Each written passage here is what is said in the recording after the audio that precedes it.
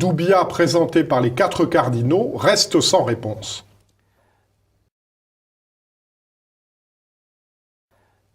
La tâche essentielle du pape est divinement établie pour notre Seigneur, c'est-à-dire conforter dans la foi tous les frères.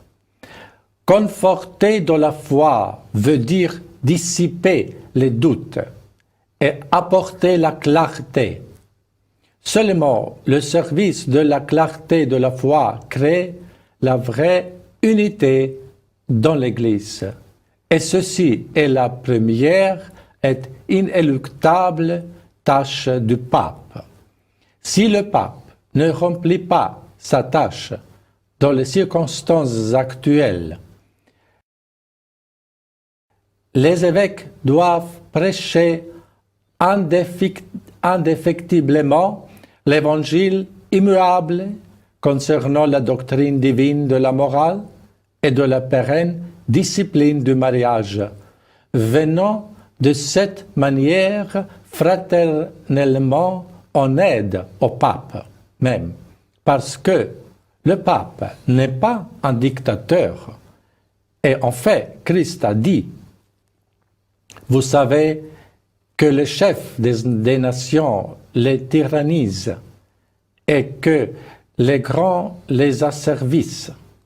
Il n'en sera pas de même au milieu de vous, mais quiconque veut être grand parmi vous, qu'il soit votre serviteur, et quiconque veut être le premier parmi vous, qu'il soit votre esclave.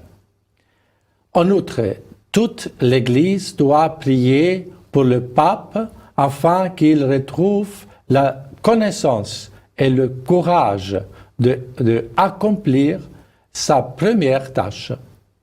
Quand le premier pape Saint-Pierre était incarcéré, toute l'Église pria continuellement pour lui et Dieu l'a libéré de ses chaînes.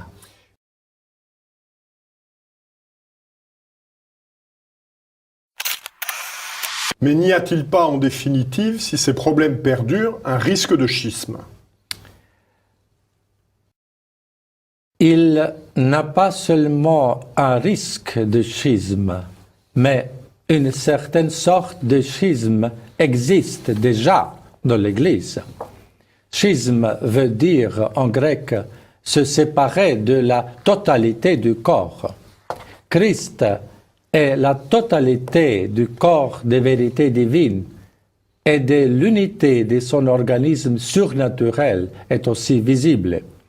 Mais nous assistons aujourd'hui à une forme bizarre de schisme.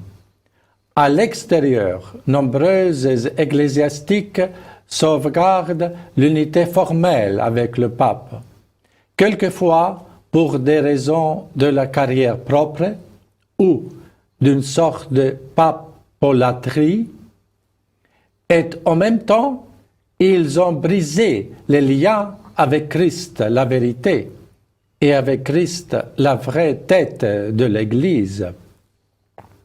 D'autre part, il y a des ecclésiastiques qui sont dénoncés comme schismatiques, en dépit du fait qu'ils vivent en paix canonique avec le pape et restent fidèles à Christ la vérité en promouvant assidûment son évangile de la vérité.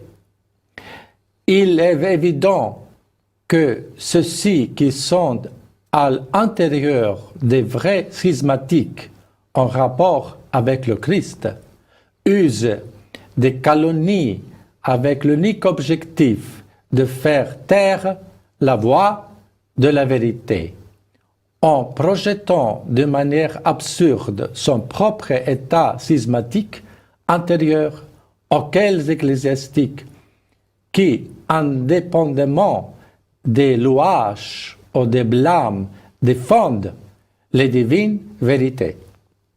En fait, comme dit la Sainte Écriture, la parole de la vérité divine n'est pas liée. Même si plusieurs hauts responsables de l'Église aujourd'hui obscurcissent temporellement la vérité de la doctrine du mariage et de sa discipline pérenne, cette doctrine et discipline resteront toujours immuables dans l'Église parce que l'Église n'est pas une fondation humaine, mais divine.